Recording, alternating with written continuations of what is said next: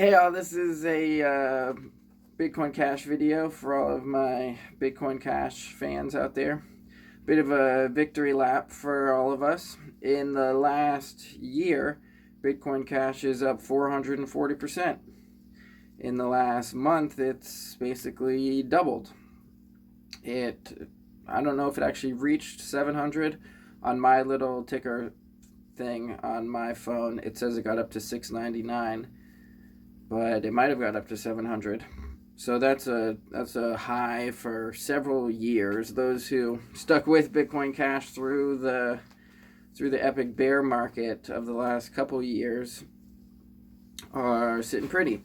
Elodium, for one, bought all of its Bitcoin Cash at $100, converting gold into Bitcoin Cash. And not only has the gold wager been reimbursed in gold, but now there's like 300+% profits just in Bitcoin Cash. So that's been amazing for Elodium. For me personally, I'm more even because I bought most of mine like between 400, or at least between like 300 and 550 ish. So I'm up. I'm not just even. And the title of this video is High Risk, High Reward. And we're coming up to the halving. I think the halving is now 2 days away. It might be 3 days away. The price swings, when it goes way up in price, the blocks come a bit faster. And the halving is relative to the blocks. So it's not like a set time. If the blocks are coming, say, every 6 minutes on average, then the halving comes sooner. But the halving is coming the next couple days, which means that the inflation rate of Bitcoin Cash it'll be half as inflationary as it was previously after the halving date. So currently, I think the number is 93.7% of all Bitcoin Cash that will ever exist already. So the only remaining percentage for Bitcoin Cash to be created for the total inflation for the rest of history of Bitcoin Cash is 6.3%. That's all that will be created forever of Bitcoin Cash. So it's already over 93.7% of it is already into existence. So the supply is already there. The functionality, the utility is already there, surpassing every other crypto in existence as far as working as peer-to-peer electronic cash, which was the original purpose of Bitcoin in the original white paper. So compared to all of the other cryptos that do that, Bitcoin Cash is basically now in the second position of all the cryptos. And I made a previous video saying Bitcoin Cash is the third crypto because it's Bitcoin, then Ethereum, then Bitcoin Cash. If you look at the main kind of money exchanger digital things like Venmo or like BitPay. At the time, BitPay was kind of my app of choice, but it no longer supports my older Android phone. And they also adopted a bunch of other cryptos for their wallet, so it was like a double negative for BitPay, and I basically don't use it anymore because it no longer supports me, and nor does it really focus nearly as much on Bitcoin Cash anymore. But PayPal and Venmo and several other ones, it's Bitcoin, Ethereum, Bitcoin Cash, and then they'll support Litecoin too usually. But Bitcoin Cash has left Litecoin in the dust at this point. It used to be kind of head-to-head with Litecoin. For a little while, it was behind Litecoin. And Litecoin is an older coin, and it's kind of... but it all depends on when you really determine when Bitcoin Cash started. Because if you say Bitcoin Cash started in 2017, when it forked off of Bitcoin, in the kind of evolutionary divergence of Bitcoin, where it went just like a species that maybe diverts and becomes two different like forks of a species that evolve in different ways. One fork of Bitcoin evolved in a way where it stopped being a true definition of a blockchain, and it stopped being, with this SegWit upgrade, and it stopped being a usable currency, because it has so much friction that you can't really use it seamlessly without losing a lot of your spending power due to friction.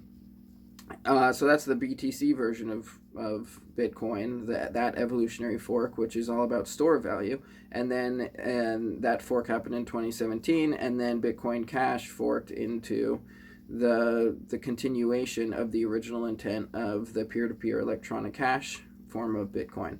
So some people will say, and maybe if you Google it, it might say that Bitcoin Cash started in 2017, but that's just when the fork happened between those two evolutionary ideas of Bitcoin, the original Bitcoin.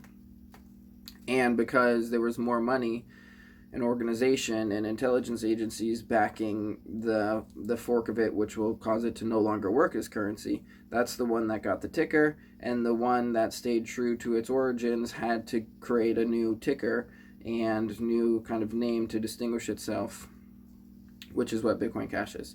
So today I'm going to say that Bitcoin Cash has moved from number 3 to number 2 spot for cryptocurrencies, but I'm going to switch it all up on you, because whereas the last video was saying it was BTC, Ethereum, and then Bitcoin Cash, now I'm going to say it's Doge and then Bitcoin Cash.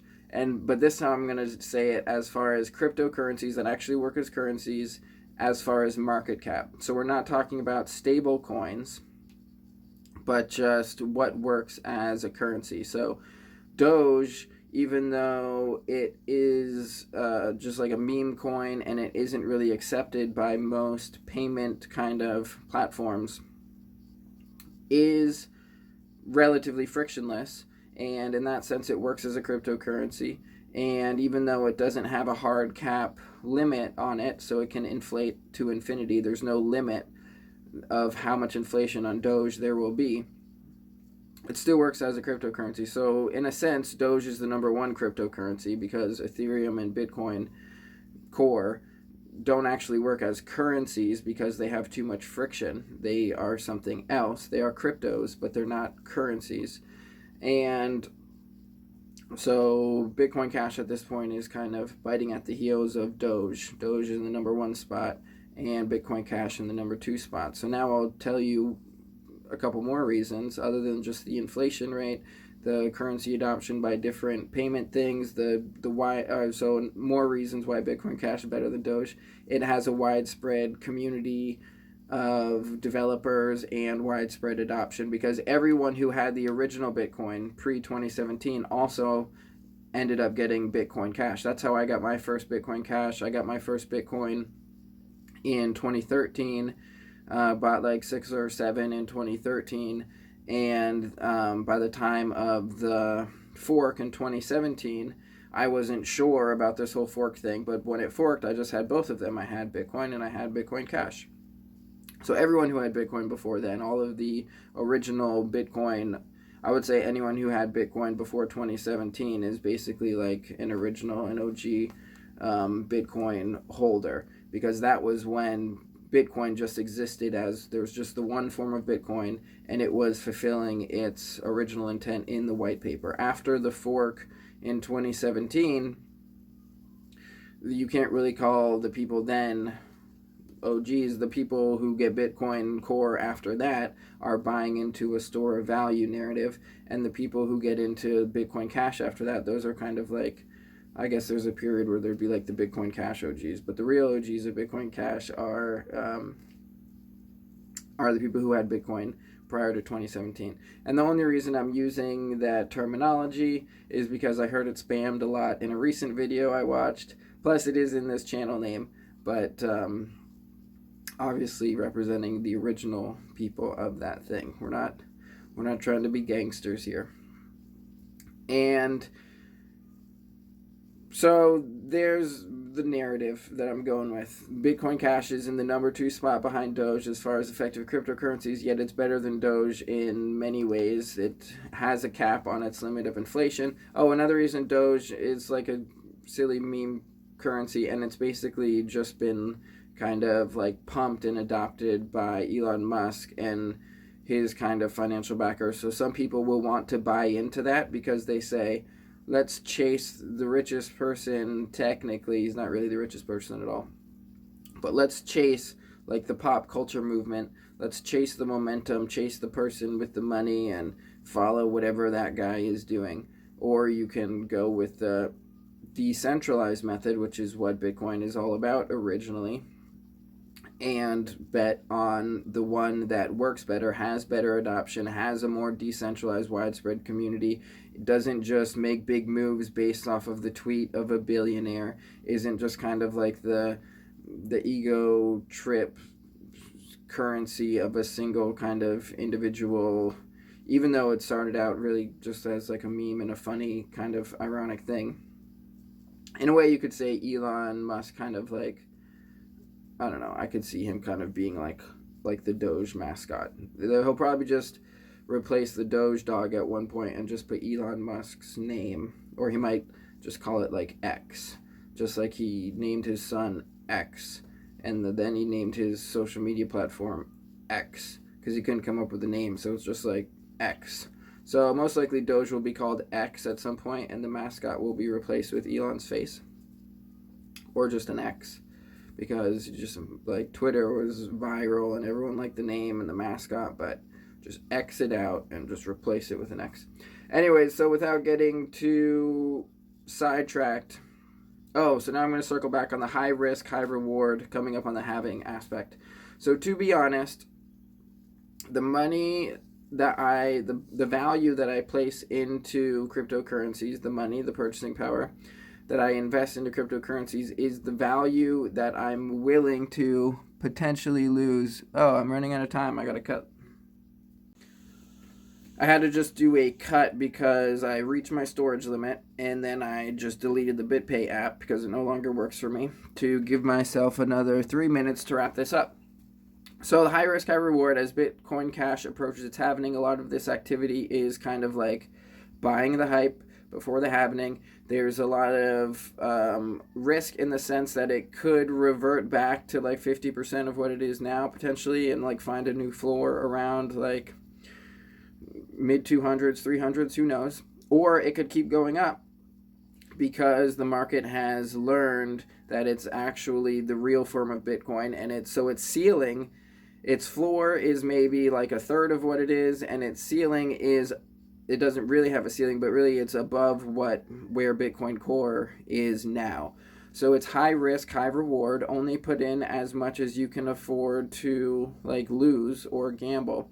So I've actually taken some profits because I can't afford to leave all of that on the table after increasing the value by like 440% in the last year. It was then more value than I'm willing to gamble with, so I had to take some off of the table. And then that will also create some kind of dry powder in a sense, so that if it does pull back, I can buy in again on the next wave.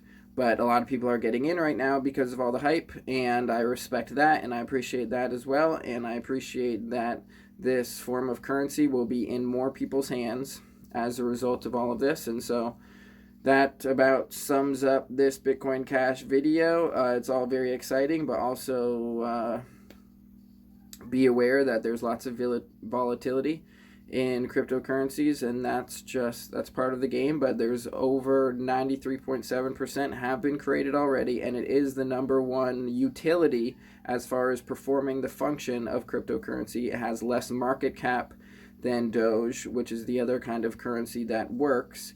The only one basically that's above Bitcoin Cash, if you're not talking stable coins. And as far as the kind of original cryptos, Doge is kind of an original one, but as far as the ones that are accepted, it's basically a number 3, but behind BTC, Bitcoin Core, and then Ethereum. That wraps up this video, and to the moon for Bitcoin Cash, or the moon's coming to us, or I don't know what the hell is happening, but it's all looking good.